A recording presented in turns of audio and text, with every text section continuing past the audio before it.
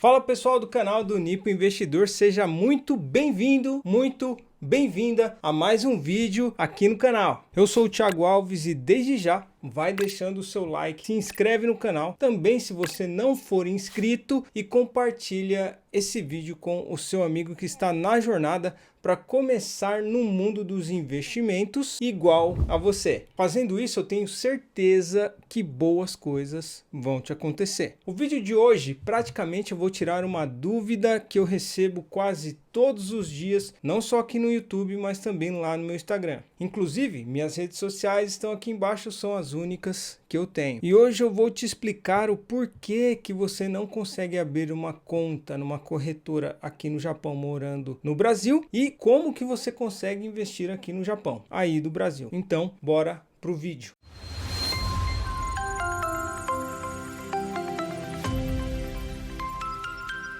Bom, se você está pensando em abrir uma conta numa corretora japonesa, mas mora fora do Japão, de bate-pronto eu já te falo que isso não é possível, infelizmente. As corretoras japonesas só aceitam abrir conta para quem mora no Japão. É isso mesmo, você precisa ter um endereço aqui conforme está escrito em uns artigos da lei do imposto de renda e da ordem de execução dessa lei aqui no Japão. Quando você abre uma conta na corretora japonesa, você precisa de dois documentos. Um é o cartão de residência e o outro é o My Number. O My Number é como se fosse o nosso CPF aqui do Japão. Pode ser que não pareça, mas o Japão que você vê no Globo Repórter não é exatamente esse que a gente vive. E eu digo isso porque aqui se usa muito papel para as coisas ainda. Fax, ainda se usa muito caderneta para registrar o extrato bancário e carta, sempre que você recebe dividendo. Quando você abre uma conta na corretora, tem logo um campo que é destinado a estrangeiros residentes aqui no Japão. E por que disso? Porque a corretora ela vai mandar uma carta na sua casa com os formulários para você preencher em katakana, hiragana, kanji e alfabeto romano. Basicamente até aqui, se você não tiver esses documentos e não tiver um endereço no Japão, não tem como abrir conta aqui. É lei, infelizmente não é possível. E para ter esses documentos é necessário morar aqui no Japão. Então, como que você que mora no Brasil ou em qualquer outro lugar consegue investir no Japão? Através de ETFs. E eu quero deixar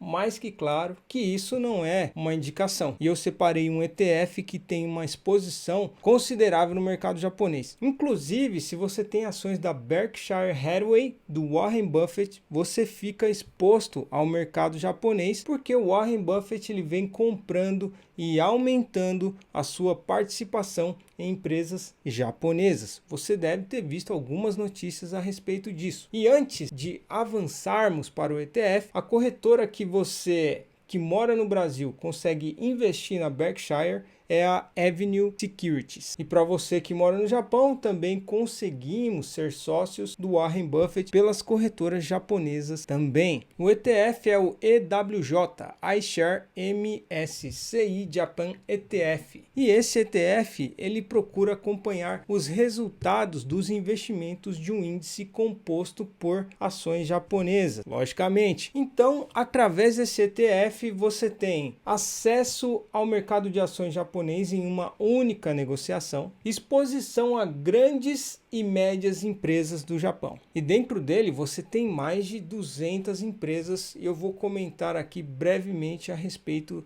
das 10 maiores participações. A primeira de todas e a mais conhecida é a Toyota, que tem um peso de 4,36% dentro desse ETF, seguido pela Sony, a Keyence, Mitsubishi UFJ Financial, Daiichi Sankyo, Tokyo Electron, Shin-Etsu Chemical, Hitachi, Daikin Industries e Mitsubishi Corp. Aposto que você conhece todas elas, ou quase todas. Tem uma coisa que eu acredito que você não saiba, é que basicamente as empresas japonesas têm uma diversificação absurda. Quase todas são um grupo e quase todas têm porte de uma holding. Aqui, por exemplo, eu citei a Mitsubishi duas vezes, que tem a parte de serviços financeiros, que é um ticker, e tem a outra Mitsubishi que abrange mais uma parte industrial, que é outro ticker. Vamos falar desse exemplo então para eu ilustrar para você. A Mitsubishi Corp, por exemplo, listada com o ticker 8058, é um gigante conglomerado que gera negócios em uma diversidade de setores. As suas divisões operacionais abrangem gás natural, materiais industriais, petróleo e química, recursos minerais, infraestrutura industrial, automotivo, alimentação e indústria de consumo, soluções de energia e desenvolvimento urbano. Olha só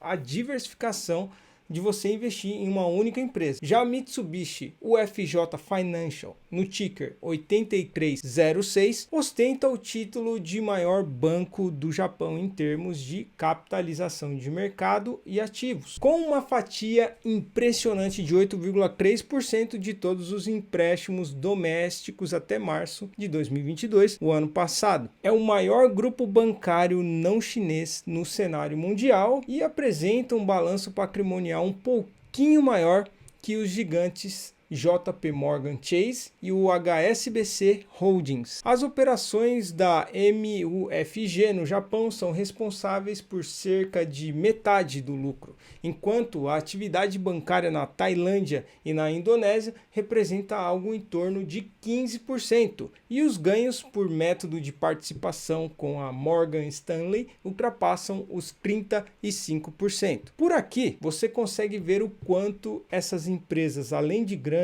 além de terem um alto valor de mercado, também são diversificadas por si só. E falando aqui de mais uma empresa que está entre as 10 que eu citei, só para complementar, é a Daiichi Sankyo, uma empresa do ramo farmacêutico listada no ticker 4568. Como você já deve ter percebido, o ticker das empresas aqui do Japão são números, diferente do Brasil. A Daiichi Sankyo nasceu da fusão das farmacêuticas Daiichi e Sankyo em 2005. Até 2021, cerca de metade da receita vinha dos seus negócios no Japão, fatia que tende a diminuir no futuro à medida que a empresa expande a sua presença global. O principal motor de crescimento é a sua plataforma líder de conjugados de remédios de anticorpos. Acho muito importante você entender essas coisas antes de você investir. Se você vai investir numa farmacêutica, você tem que estar por dentro das coisas de farmacêutica. E essa empresa, por exemplo, ela já teve um medicamento deles que recebeu a primeira aprovação da Food and Drug Administration dos Estados Unidos em dezembro de 2019 para câncer de mama em estágio avançado. E a sua alta eficácia está revolucionando o panorama do tratamento para cânceres de mama. Uma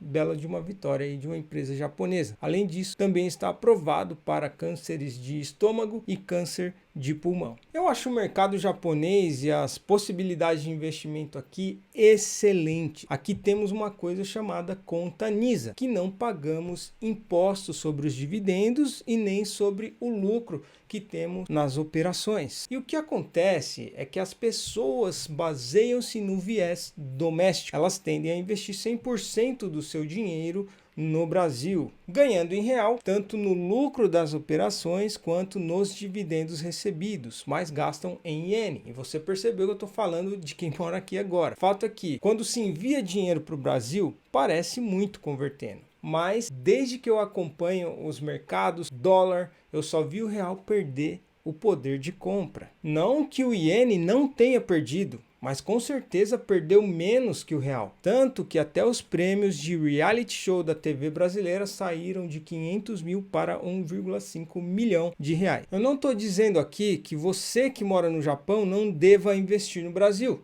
Eu só estou dizendo para não alocar 100% do seu dinheiro no Brasil, já que você gasta em iene. Isso é válido até se você quiser voltar a morar no Brasil algum dia. Uma porcentagem boa seria 25% dos seus investimentos alocado no Brasil. Se você estiver gostando desse conteúdo, não se esqueça de clicar em gostei aqui nesse vídeo, porque isso você sabe que me ajuda bastante. Na SBI e na Rakuten, além de isenção de impostos e conseguirmos investir no mercado de ações japonês, também conseguimos, sem o menor problema, investir no mercado americano. No Brasil, ou você abre uma conta na na Avenue Securities ou você compra BDR. Aqui vem outro jeito que você tem de investir no Japão morando no Brasil, por meio de BDRs e ADRs também. Os BDRs você tem na própria Bolsa Brasileira e ADR você encontra na Bolsa Americana. O ADR certamente você consegue comprar pela Avenue.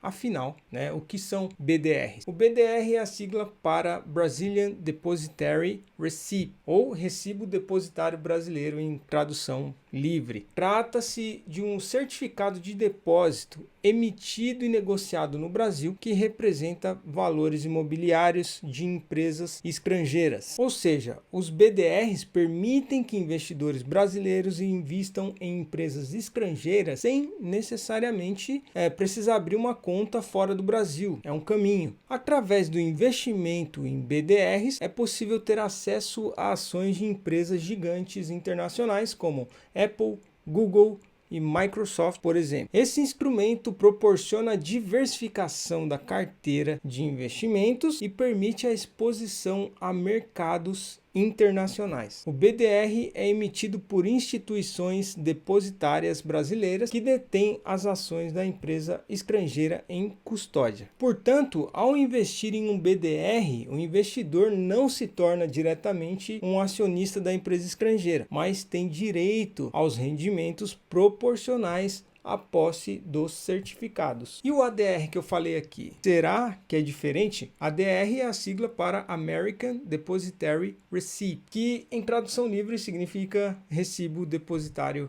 Americano. Trata-se também aí de um certificado emitido por um banco dos Estados Unidos, representando ações estrangeiras que são negociadas em bolsa americana. Com as ADRs, os investidores americanos podem investir em empresas estrangeiras sem a necessidade de comprar as ações diretamente em bolsas estrangeiras. Isso facilita o acesso a ações de empresas de outros países, uma vez que as transações são feitas em dólares americanos e estão sujeitas à regulamentação financeira nos Estados Unidos. As ADRs são emitidas por bancos depositários americanos que mantêm as ações da empresa estrangeira em custódia. Assim, ao comprar uma ADR, o investidor não é proprietário direto das ações, mas tem direito a dividendos e ganhos de capital proporcionais. É importante notar que existem diferentes tipos de ADR, algumas com restrições de quem pode comprar e vender, e cada uma com seus próprios direitos e responsabilidades para os investidores. Só para concluir, eu prefiro ETF do que BDR ou ADR. Inclusive, a gente aqui no Japão consegue investir em ações brasileiras sem o menor problema, e não é nem por ADR, nem por BDR e nem por ETF. Bom, aproveita essas informações que valem ouro e façam bom proveito. Se você gostou do vídeo de hoje, não se esqueça de deixar o seu like, se inscrever no canal também se você não for inscrito e compartilha esse vídeo com os seus amigos. Isso me ajuda muito. E você também não vai ficar investindo sozinho, ficando rico sozinho, né? Minhas redes sociais estão aqui embaixo, são as únicas que eu tenho. Eu vou ficar por aqui, até a próxima e tchau!